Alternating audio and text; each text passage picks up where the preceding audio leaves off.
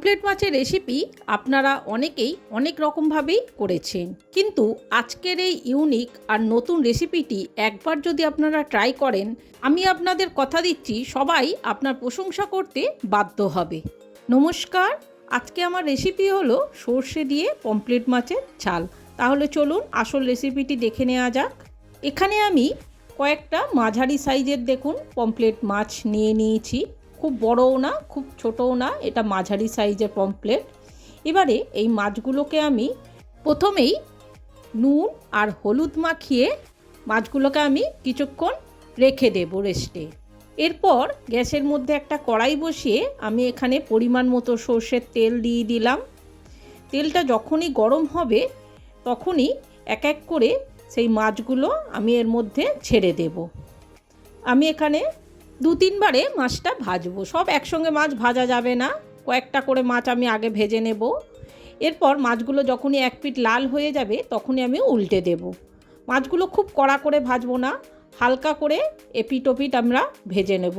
এবারে মাছগুলো 2 পিঠ ভাজা হয়ে গেলে আমি মাছগুলোকে তুলে নেব। নিয়ে ওই তেলের মধ্যেই বাকি মাছগুলোকেও আমি ছেড়ে দেব। সেই একইভাবে বাকি মাছগুলোকেও আমি ভেজে তুলে নেব। নিয়ে ওই বাকি তেলের মধ্যে আমি শুকনো লঙ্কা আর 5 ফোড়ন দেব। দিয়ে 2 বড় সাইজের পেঁয়াজ একদম মিহি কুচো করে আমি এই তেলের মধ্যে দিয়ে দিয়েছি। এবার পেঁয়াজটা সমানে নাড়াচাড়া করতে করতে যখনই দেখবেন এরকম হালকা লাল ব্রাউন হয়ে গেছে তখনই এখানে আমি 2 মিডিয়াম সাইজের আলুকে সরু লম্বা টুকরো করে আমি এর মধ্যে দিয়ে দিয়েছি। দিয়ে আলু আর পেঁয়াজটা আমাদের বেশ কিছুক্ষণ ভাজতে হবে, যতক্ষণ না আলুটা একটু ভাজা ভাজা হয়ে যায়। আলুটা যখনই একটু ভাজা হয়ে যাবে তখনই এর মধ্যে আমি একটা বড় সাইজের টমেটো কুচিয়ে দিয়ে দিয়েছি। এবার সবকটা একসঙ্গে নাড়াচাড়া করতে করতে যখনই দেখবেন টমেটোটা নরম হয়ে গেছে, এখানে আমি 1/2 চামচের মতো আদা বাটা আর 1 চামচ হলুদ গুঁড়ো, 1 চামচ লঙ্কা গুঁড়ো দিয়ে সামান্য একটু জল দিয়ে আমাদের এটাকে ভালো করে কষিয়ে নিতে হবে। বন্ধুরা, আপনাদের যদি আমার এই রেসিপিটি ভালো লেগে থাকে তাহলে অবশ্যই আমার চ্যানেলটি সাবস্ক্রাইব করে একটা লাইক, কমেন্ট আর শেয়ার করে দিয়ে আমার পাশে থাকার অনুরোধ রইল। যখনই মশলাটা খুব ভালো করে কষানো হয়ে যাবে তখনই এর মধ্যে আমি বেশ কিছুটা জল দিয়ে দেব।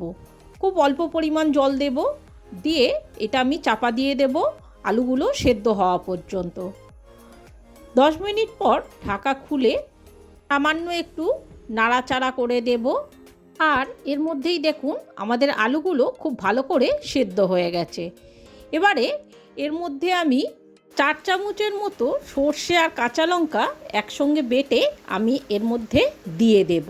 খুব ভালো করে মেশানো হয়ে গেলে যখনই গ্রেভিটা এরকম ফুটে উঠবে আমি সেই ভাজা মাছগুলোকে এক এক করে এই গ্রেভির মধ্যে দিয়ে দেব। মাছগুলো সব একসঙ্গে গ্রেভির মধ্যে দিয়ে খুব ভালো করে মাছগুলো গ্রেভির সঙ্গে আমি মিশিয়ে দেব। মিশিয়ে দিয়ে আরও 5 মিনিটের মতো এটাকে আমি ফুটতে দেব।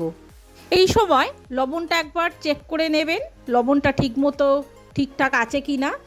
কম হলে আরেকটু অল্প করে লবণ দিয়ে দেবেন। এবার শেষ পর্যায়ে আমি বেশ কিছুটা ধনেপাতা ওপর থেকে ছড়িয়ে এই সময় আমি গ্যাসটাকে অফ করে দেব।